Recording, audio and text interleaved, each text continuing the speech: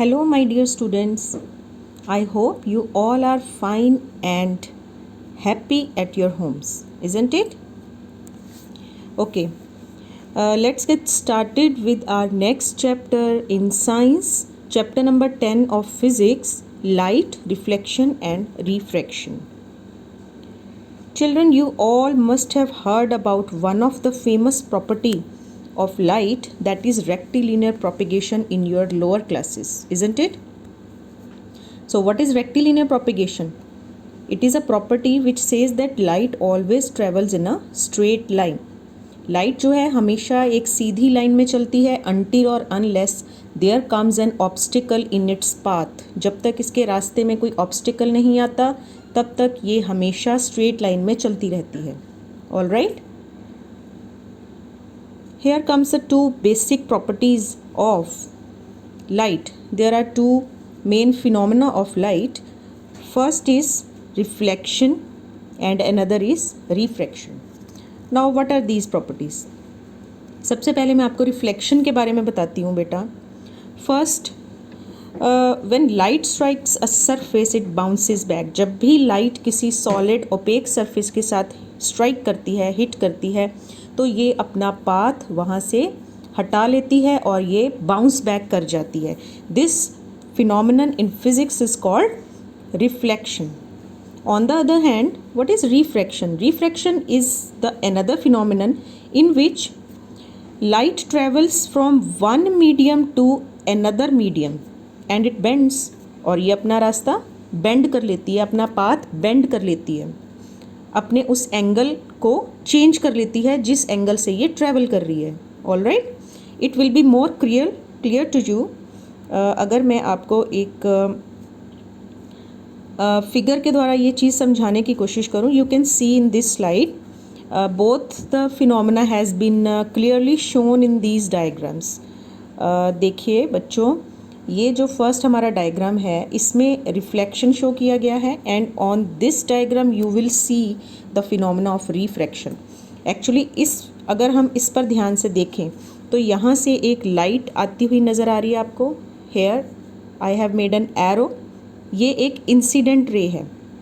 Incident ray जब इस plane mirror के ऊपर टकराती है, this is actually a solid surface, right.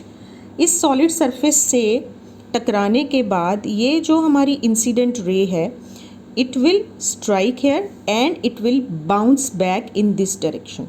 ये इस डायरेक्शन में बाउंस हो जाएगी. टकराने के बाद अपना रास्ता बदल लेगी, पीछे की तरफ बैक ट्रैवल करने लगेगी.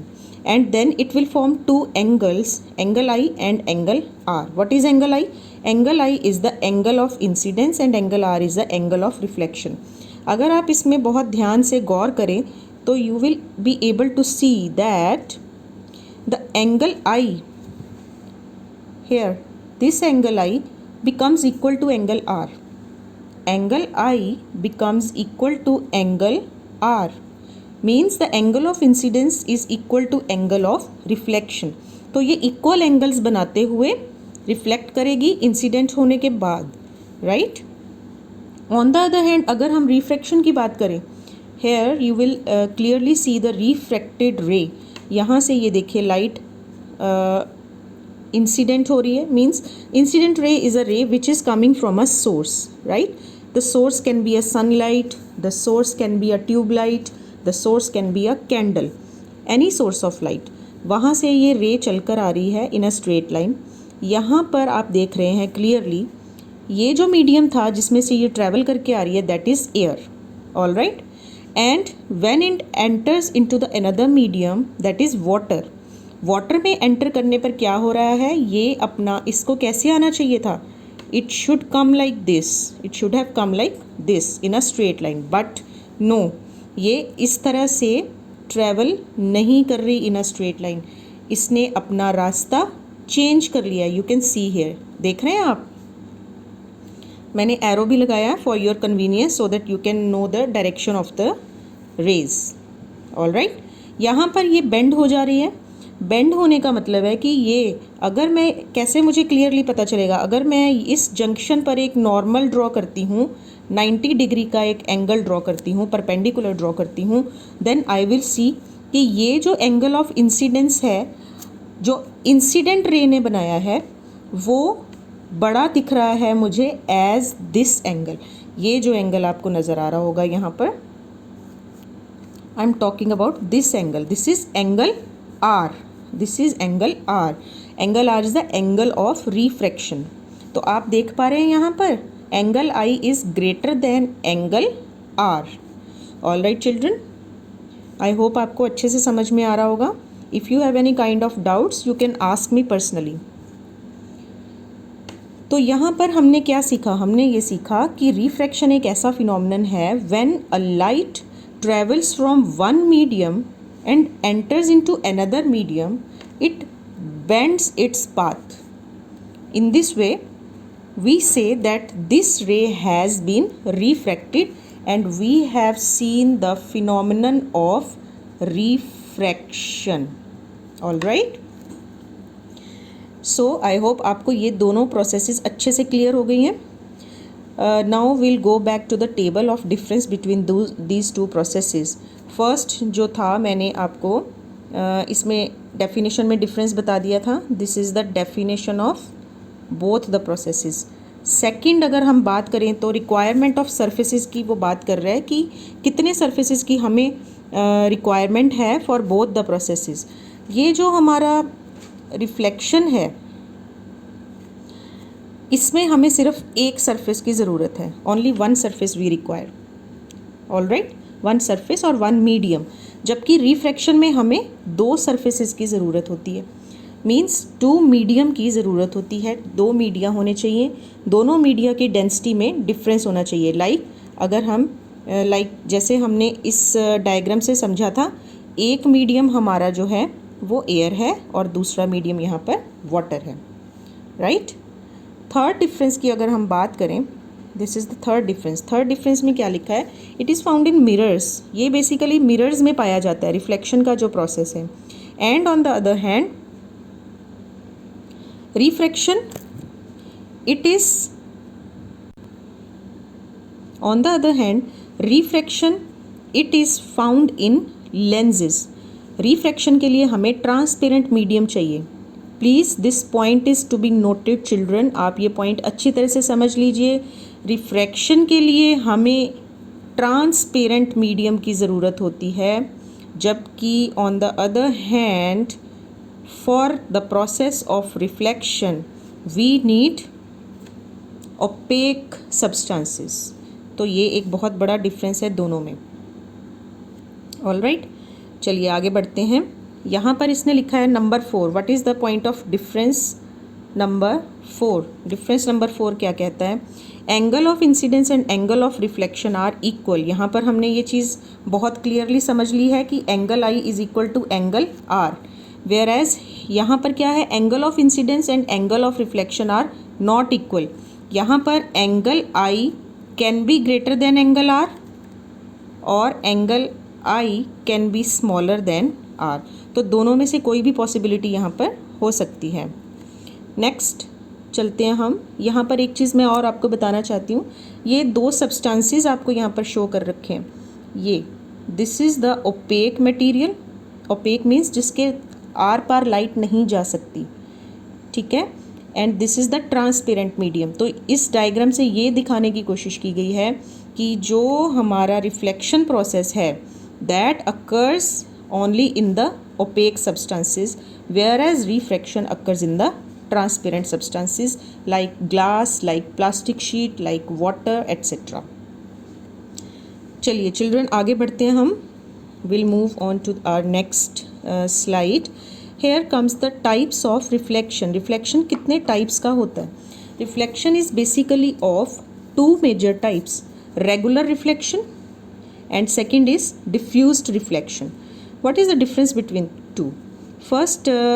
First of all I want to show you the processes, the two types of reflections with the help of diagram only। यहाँ पर अगर आप ध्यान देंगे तो you will see कि ये मेरे पास एक बिल्कुल प्लेन स्मूथ सरफेस वाला एक मटेरियल है। May be it could be a plane mirror. ये एक प्लेन मिरर भी हो सकता है। प्लेन मिरर में यहाँ से हमने देखा कि सन रेज आ रही हैं, this is the beam of light, they are coming parallel to each other, ठीक है। यहाँ पर स्ट्राइक होने के बाद क्या हुआ, इनका रिफ्लेक्शन हो गया, ये इस सरफेस के साथ टकराएंगी and they will bounce back like this, ठीक है। तो जितनी मात्रा में इंसिडेंट रेज आ रही हैं उतनी ही मात्रा में ये वापस रिफ्लेक्ट होकर जा रही हैं in the same direction. Why this is so? This is so because of the presence of this plane surface. But if I compare it with the another surface, यहाँ पर मेरे पास प्लेन सरफेस नहीं है, I have a rough surface, this is a rough surface. Rough surface होने की वजह से आप अगर ध्यान से देखेंगे तो ये लाइट इंसिडेंट तो हो रही है, पैरेलल बीम की फॉर्म में आ रही है, but as soon as it strikes this rough surface it will be reflected in the different directions. तो अलग अलग डायरेक्शंस में जाने से क्या हुआ, the amount of incident ray does not come equal to the amount of reflected rays. ये incident rays हैं, ये रिफ्लेक्टेड रेज हैं। तो इस तरह का जो रिफ्लेक्शन है this is called diffused reflection. As you can see here in the text, यहाँ पे टेक्स्ट दिया हुआ है, diffused reflection occurs when light rays reflect off a rough surface and are scattered in different directions. तो यहाँ पर आप बिल्कुल क्लियरली देख पा रहे हैं, the light rays they are scattered into the different directions, alright. और यहाँ पर क्या है, regular refraction which occurs when parallel light rays strikes a smooth surface and reflect in the same direction, alright. I hope आपको ये clear है, types of reflection, regular and diffuse reflection. चलिए हम नेक्स्ट आगे बढ़ते हैं, types of mirrors. Next is the types of mirrors. हमने ये आपको पहले बताया कि रिफ्लेक्शन जो प्रोसेस है वो मिरर्स के थ्रू होता है। तो अब हम इस रिफ्लेक्शन प्रोसेस को क्लियरली अच्छे से पढ़ने के लिए मिरर्स के टाइप्स को पहले अंडरस्टैंड करेंगे कि मिरर्स जो हैं वो कितने टाइप्स के होते हैं। Mirrors are actually of two major types, दो तरह के होते हैं mirrors. First is, number one is plane mirror and number two curved mirrors और सफेरिकल मिरर्स। इनको हम सफेरिकल मिरर्स भी कहते हैं, इनका दूसरा नाम है कर्व्ड। क्यों? क्योंकि ये चीज़ बिल्कुल नाम से क्लियर हो रही है, यहाँ से आप डायग्राम से क्लियरली देख पा रहे हैं। प्लेन मिरर में आपको क्या दिख रहा है, it is just a plane surface, बिल्कुल इस तरह से एकदम प्लेन है। यहाँ पर अगर क्या देख पा रहे हैं, यहाँ पर हम ये देख पा रहे हैं कि they are somewhat curved in shape, ये मुड़े हुए हैं। क्यों मुड़े हुए हैं? Because they have been retrieved from a spherical mirror, ठीक है। अगर मैं पूरा ये मिरर ड्रॉ कर दूँ, यहाँ पर अगर मैं पूरा ये मिरर ड्रॉ कर दूँ तो मुझे उस मिरर का सिर्फ इतना सा ही पार्ट लेना है, ऑलराइट। अगर मैं इसको कंप्लीट पूरा स्फीयर बना दूँगी तो मुझे उस स्फीयर का सिर्फ इतना ही पार्ट चाहिए, that will become my concave mirror. Concave और कॉन्वेक्स ये दो तरह के स्फेरिकल मिरर्स हैं। क्या डिफरेंस है दोनों में? Concave, convex. कॉनकेव में अगर हम ध्यान से गौर करें तो हम देख रहे हैं कि इसका रिफ्लेक्टिंग सरफेस अंदर की तरफ है, जबकि कॉन्वेक्स में रिफ्लेक्टिंग सरफेस बाहर की तरफ है। मिरर क्या होता है बच्चों? मिरर वो चीज़ होती है, वो कांच का एक पीस होता है जिसको हम एक तरफ से पॉलिश कर देते हैं। You can see here easily, यहाँ पर मैंने इस तरफ से इसको पॉलिश कर दिया, राइट। और इसका रिफ्लेक्टिंग सरफेस ये वाला बन गया on the left side. This is the left side, this is the right side, ठीक है। तो लेफ्ट साइड पर रिफ्लेक्टिंग सरफेस है और राइट साइड पर ये पूरा पॉलिश्ड है। सिमिलरली इन कॉनकेव मिरर आप ध्यान से देखेंगे तो यू विल सी हमने इसको बाहर की तरफ से पॉलिश किया है, it has been polished from outside, whereas if I see the convex mirror it has been polished from inner surface, all right. So children, I hope आपको तीनों मिरर्स के बारे में अच्छी तरह से पता चल गया होगा, ठीक है। चलिए आगे बढ़ते हैं। प्लेन मिरर्स के थ्रू रिफ्लेक्शन किस तरह से होता है और कॉनकेव एंड कॉन्वेक्स मिरर्स के थ्रू कैसे होता है।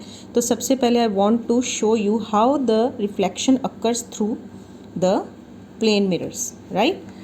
This I have a plane mirror, यहाँ पर मैंने इसको प्लेस किया है। इसका ये वाला सरफेस सारा पॉलिश्ड है, it is all polished from down side, और ये ऊपर का जो है इसका ये रिफ्लेक्टिंग सरफेस है। तो अंडरस्टूड है कि मुझे जो कैंडल रखनी है या जो भी लाइट का सोर्स है that will be placed over this side on the up side. तो यहाँ से लाइट रेज आएंगी और they will fall over the reflecting surface of this mirror and they will bounce back in this direction, making the equal angle as the angle of incidence, जो कि हमने पहले भी बात की है कि angle of incidence is angle of reflection. तो ये दोनों इक्वल एंगल बनाते हुए इंसिडेंट और इंसिडेंट रे आएगी और इक्वल एंगल बनाते हुए रिफ्लेक्ट हो जाएगी। This is how reflection occurs in the plane mirror, plane surfaces. On the other hand, ये भी एक उसी तरह का डायग्राम है जिसमें ये पूरा ये सिमिलर वे में दिखाने की कोशिश की गई है। And on the other hand concave mirrors में और कॉन्वेक्स मिरर्स में किस तरह से होता है।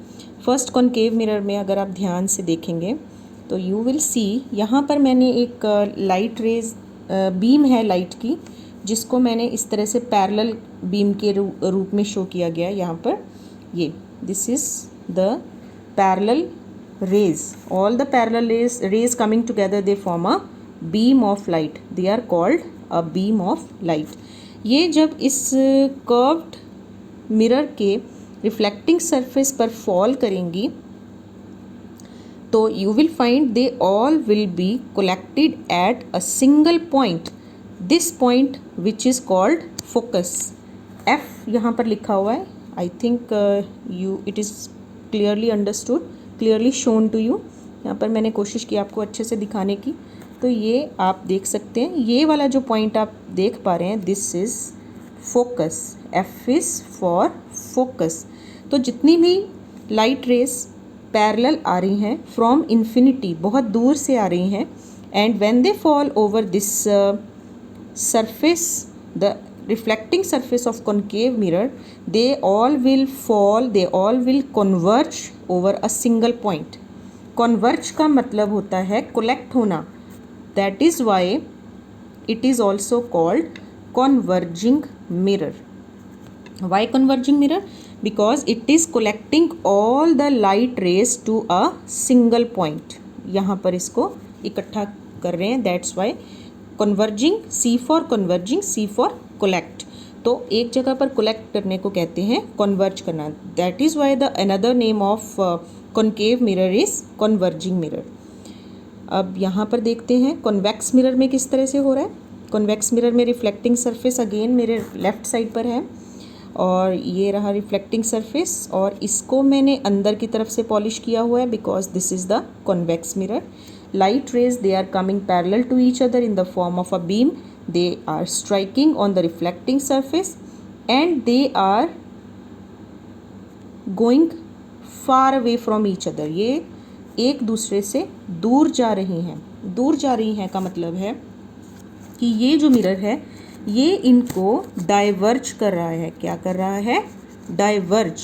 डाइवर्ज मीन्स इसको और फैला रहा है, ठीक है।